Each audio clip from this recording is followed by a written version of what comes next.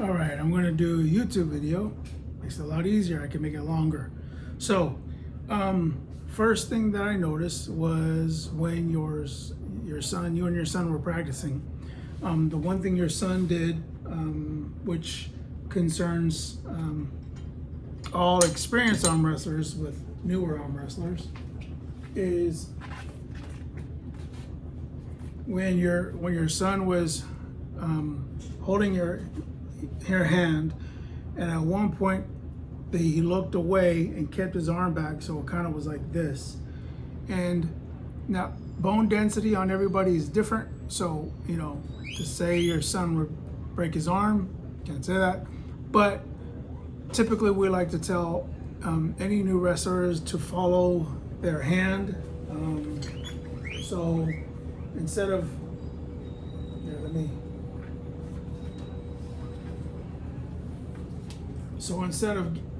instead of kind of doing where your hand follows so you get away, is just to follow. If you follow your hand at all times, it's less likely to break, because the break will usually happen in this area, especially when they get away. So your son kind of did like this, did that, looked away and kept his hand back. And 9 times out of 10, if I ask where they felt that pressure, they'll say in this general area. So that was just an observation. It's up to you whether or not it's your son. Just something I noticed.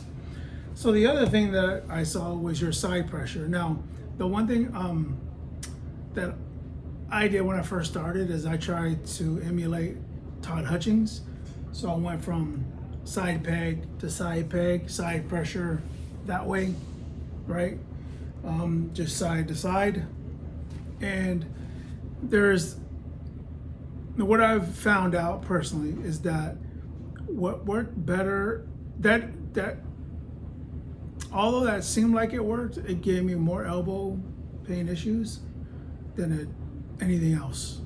I have tendonitis in my right elbow from that, and my left elbow constantly is in pain. So you can take that for what it's worth, but the side to side, it's a practice that not a lot of experienced arm wrestlers like to do. Only very few.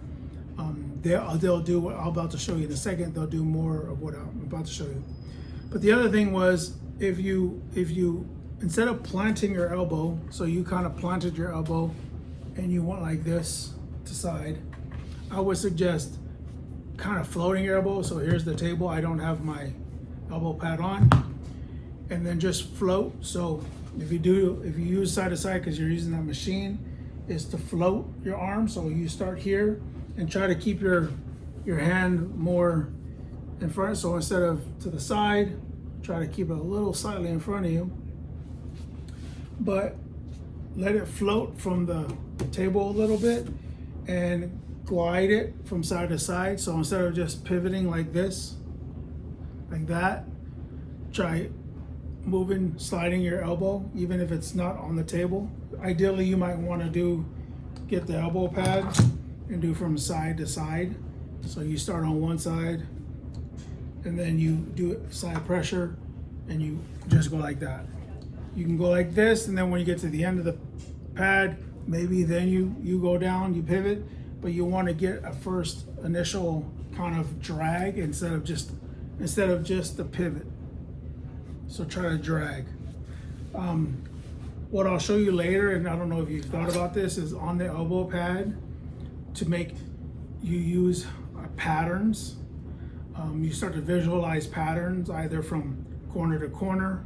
You make an L. So I'll show you what I mean by that at another time. Typically what you're doing is you're doing back pressure and side. So you're going back side, but we'll visit that more. What I like to do, instead of from peg to peg, which is what you're doing, or from side to side, is to come at an angle. So if that thing is attached to your table, then it may not work. But if you can make it from the side a little bit more, that'd be a lot better. So have kind of the same handle you have, but I don't use it for arm wrestling. I'll show you better ways. So what you do is you can do where if you do bring your thing, a better way to work side pressure is to work it towards your shoulder.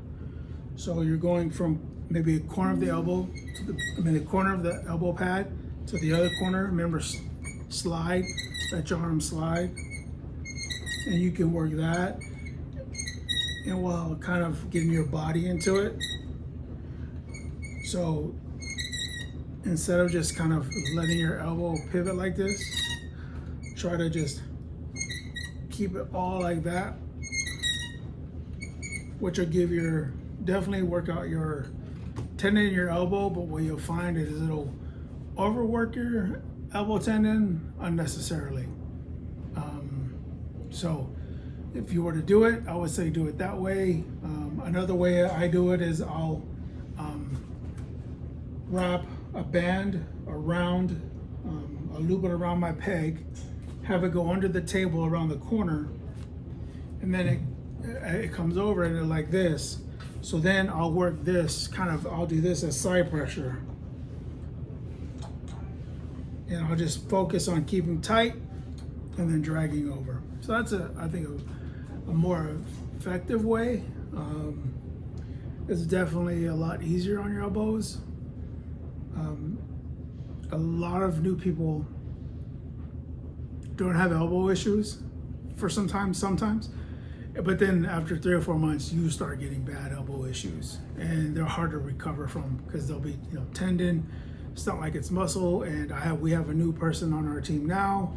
She's a power lifter, and I try to tell her that it's going to be rough once you really get a workout, and she's going on her 2nd week of being out, and I don't think she's going to be able to. I don't think her elbows have healed. So yeah, just some observation. Try not to pivot just like this. Try to drag a little bit. Right, that's one thing that I do now. Instead of just pivoting, I'll drag my elbow, so side to side drag. Try to come at an angle more from the corner, and do that side pressure. I don't use these handles anymore. What a better handle is actually is, and you can get these on Amazon. A better handle is actually just a karate belt. You can get a karate belt. This one is actually off of Amazon, and it's an actual, I think it was made for arm wrestling, but this also works good. So I'll take this. This one has a little buckle on it, but you can get one without the buckle.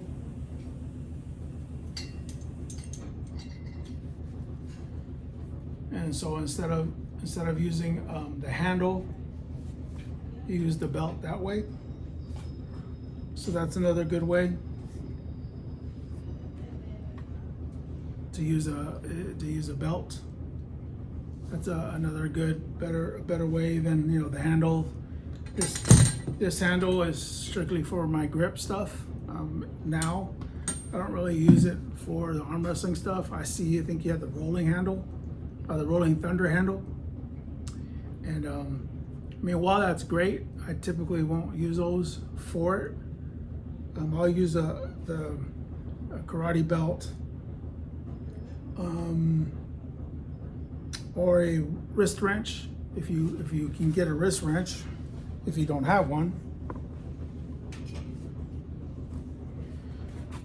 a wrist wrench will also be a lot better. You can make it. Look on YouTube. And the reason why is as you roll this up, maybe you know about this, it wants to put pressure on your fingers and open your wrist up, so it'll do this. So just the little things. So yeah, let me know if you need any more. Thanks.